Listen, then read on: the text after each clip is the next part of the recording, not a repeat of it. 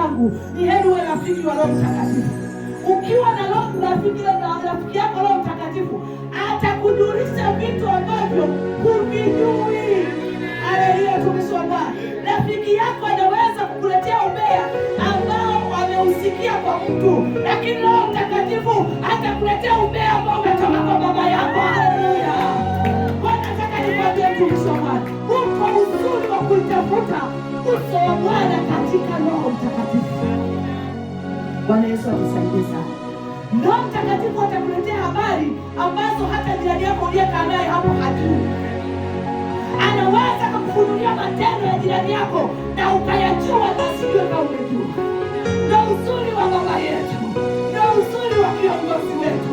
Ninampenda Roho Mtakatifu, maana hutunong'onezea habari za siri za ufalme wa Mungu. Wanadamu wanatunong'onezea siri za dunia hii ambazo hazina maana kwetu, ambazo hazitujengi kiroho, zinatuharibu kiroho. Lakini Roho Mtakatifu anapokuwa rafiki yako, anapokuwa kiongozi wako, atakuletea mada ya kweli ambayo inahusiana na roho yako. Ataambia mwanangu, hapa leo umenikosea, hapa tubu, hapa nyenyekea, hapa jifunze kwa wenzio, hapa kaa hivi. Atakuonya, maana anasema yeye anaona mbali. Bwana Yesu asifiwe. Tena anasema yeye ni nafsi hai, sio mfu. Bwana Yesu asifiwe. Yeye ni neno lililo hai, yeye ni maji ya uzima, yeye ni chemichemi iliyo hai. Haleluya, tumishi wa Bwana. Achana na marafiki wa dunia hii, uwe rafiki wa Roho Mtakatifu na uwe na njaa na kiu ya haki ya kumtafuta Mungu siku zote. Ninataka nikwambie mtumishi wa Mungu, ili dunia hii tuweze kuishi, sisi tunataka kuishinda kwa damu ya Yesu Kristo aliye msalaba. Na hasa tunamtamani Roho Mtakatifu sana. Roho Mtakatifu ni mtu mzuri sana. Roho Mtakatifu anatufundisha vitu vikubwa mno sana, watumishi wa Bwana. Roho Mtakatifu akikunong'onezea jambo linakuwa kweli. Haleluya, tumishi wa Bwana.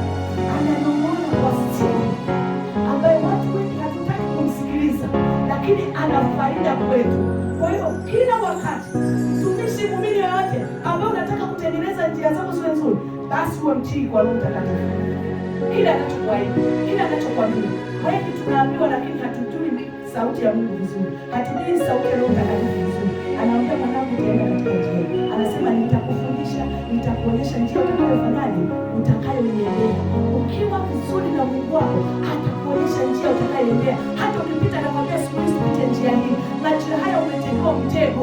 Haleluya, tumishi wa Bwana. Tunaona jinsi Nehemia alivyotegewa mtego na watu wakapanda maneno ya uongo juu yake.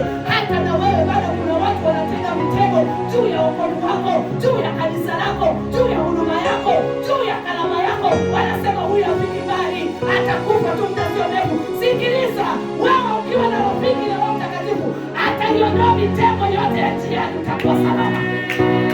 Bwana Yesu atusaidie. Soma katika kitabu cha Yohana 27:37.